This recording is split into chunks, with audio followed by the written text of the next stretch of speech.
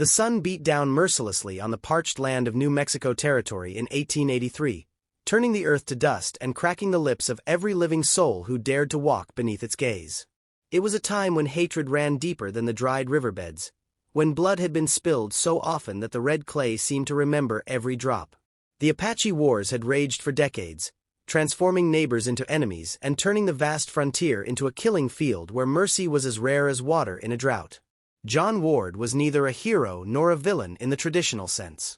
He was simply a poor rancher trying to survive in a land that seemed determined to swallow him whole. His ranch, if it could even be called that, consisted of a weathered cabin, a small corral with 3 horses, and a well that he had dug with his own bleeding hands over the course of 2 brutal summers. The well was his lifeline, his most precious possession in a world where water meant the difference between life and death. Ward had come west with dreams like so many others, believing that hard work and determination could carve out a life from the wilderness. But the frontier had a way of grinding down such dreams into fine dust. His wife had died during their first winter, taken by fever and the harsh cold. His son had left 2 years later, unable to bear the isolation and the constant threat of Apache raids. Now Ward worked his land alone, a weathered man of 40 who looked 60, his hands calloused and his heart hardened by loss. The Apache had been fighting for their land, their way of life, their very existence against an unstoppable tide of settlers, soldiers, and broken promises. Led by warriors whose names struck fear into the hearts of settlers, Geronimo, Victorio, Nana, they had resisted with a ferocity born of desperation. They raided ranches, attacked supply trains, and disappeared into the mountains like ghosts, only to strike again when least expected. The U.S. Army pursued them relentlessly, and caught in between were people like Ward, trying to scratch out an existence while empire and resistance clashed around them. Ward had lost neighbors to Apache raids. He had found burned homesteads and shallow graves. He had learned to sleep with his rifle and to trust no one. The hatred had seeped into his bones like the cold of winter, becoming part of who he was. When he saw Apache in the distance, his first instinct was to reach for his gun. His second to pray they would pass by without noticing his small ranch. But on that particular August morning, when the heat shimmered off the desert floor like liquid glass, Ward's world changed in a way he could never have anticipated. He was drawing water from his well, the wooden bucket creaking on its rope as he hauled it up from the cool depths below, when he saw them. A group of Apache warriors, perhaps 20 in number, approaching his ranch on foot. Their horses were gone, likely lost or killed, and even from a distance, Ward could see they were in desperate condition. His first reaction was pure terror. His rifle was in the cabin, too far to reach. He was alone, defenseless, standing by his well with nothing but a bucket in his hands. Every instinct screamed at him to run, but where could he go? They were already too close, and he was too old to outrun Apache warriors even in their weakened state. As they drew closer, Ward could see the truth written on their faces and bodies. These were not raiders coming to kill and burn.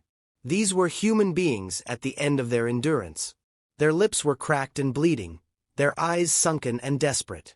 Dust caked their skin, and some stumbled as they walked, barely able to put one foot in front of the other. They had been running, Ward realized, probably from army patrols, through country where every water source was watched or poisoned or already dry from the summer heat. At the front of the group walked a woman, younger than Ward had first thought, perhaps 30 years old. She wore traditional Apache dress, but it was torn and dusty. Around her neck hung strings of beads, and her long black hair was pulled back from a face that was beautiful despite the harsh evidence of suffering. She held up one hand, palm forward, in a gesture that was universal. She was asking for peace, for mercy, for something Ward had convinced himself he no longer possessed the capacity to give. For a long moment that seemed to stretch into eternity, Ward stood frozen, his hand still on the rope of his well bucket. Behind the woman, the warriors had stopped, swaying slightly where they stood, waiting. Ward could see children among them now, and elders. This was not a war party. This was a group of people who were dying of thirst. Every ounce of Ward's hatred, every memory of loss and fear, told him to refuse them. To send them away, or better yet, to run for his rifle and defend what was his. This well represented years of backbreaking labor. The water was his, earned through sweat and blood. These people had killed his neighbors, had made his life a nightmare of constant vigilance and fear. He owed them nothing. But as Ward looked into the woman's eyes, something shifted inside him. He saw not an enemy, but a human being in desperate need. He saw himself as he had been when his wife lay dying, begging the town doctor to come despite having no money to pay. He saw his own desperation reflected back at him. Ward's hand trembled on the rope.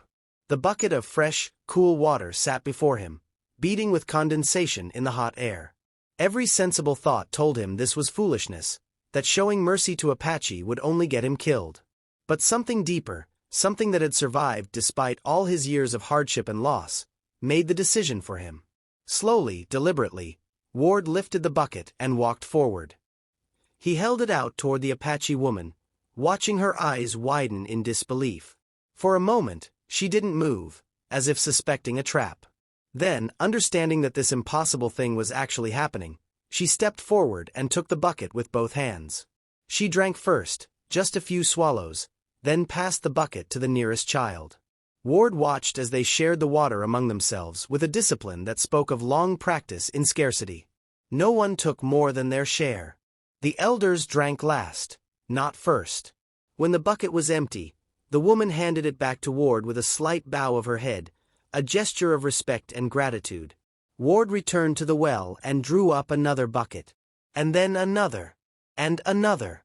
For over an hour, he worked that well, hauling up bucket after bucket of water while the Apache drank and splashed water on their faces and filled their waterskins. Not a word was spoken. None was needed. The warriors stood at a respectful distance, their hands away from their weapons. The children stopped crying. The elders sat in the shade of Ward's cabin, resting. When finally everyone had drunk their fill and refilled their vessels, the woman approached Ward again. She spoke in Spanish, which Ward understood well enough. "You have saved our lives," she said simply. "This will be remembered." Ward, exhausted from working the well, wiped sweat from his brow and nodded. "Water's free," he said gruffly. "Ain't nobody should die of thirst, not in this heat." The woman studied him for a long moment, as if memorizing his face. Then she reached up and removed one of the beaded necklaces from around her neck. It was beautiful, intricate work that must have taken months to create. She held it out to Ward. Ward shook his head. "No need for that. Like I said, water's free." But the woman insisted, placing the necklace in his rough hands. "So you remember," she said. "So you remember we are not what you thought. And so my people remember you are not what we thought." Then, as silently as they had come, the Apache gathered themselves and began to leave. They moved with renewed strength, the water having revived them enough to continue their journey. The woman was the last to go, looking back once at Ward standing by his well before disappearing over the ridge with her people. Ward stood alone in the yard, the beaded necklace heavy in his hands, his well bucket sitting beside him.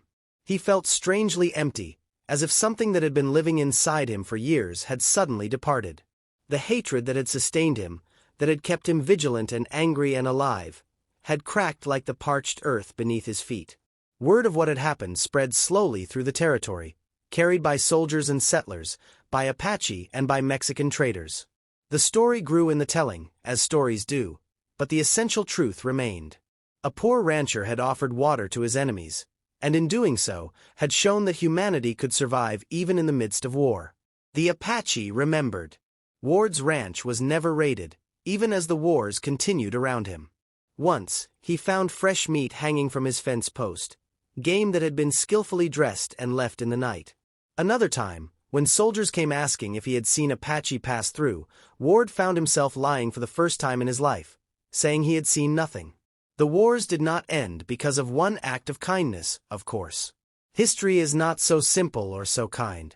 The Apache were eventually forced onto reservations, their way of life destroyed by forces far beyond the power of any individual to stop. But among those who remembered, Ward's well became a symbol of what might have been, of the humanity that existed on both sides of every conflict. Ward himself never spoke much about that day. When asked, he would simply say that in the desert, you share water with anyone who needs it, regardless of who they are. It was not heroism, he maintained, just common sense. But late at night, when he was alone in his cabin, he would sometimes take out that beaded necklace and hold it, remembering the look in that Apache woman's eyes when she realized he was truly offering them life instead of death. In the end, the story of Ward's Well became more than just a tale of one day in a long and brutal war. It became a reminder that even in the darkest times, even when hatred seems to have consumed everything good in the world, individual acts of compassion can still shine through. That a poor rancher with every reason to hate could choose mercy over vengeance, and in doing so, could change not just his own life, but the lives of everyone he touched. The desert wind still blows across that land, carrying dust and memory in equal measure. The old well is still there, long since abandoned but not forgotten. And somewhere in the collective memory of both cultures, the story persists of the day the war changed, if only for a moment, if only in one small place, because a man decided that water belonged to everyone under the sun.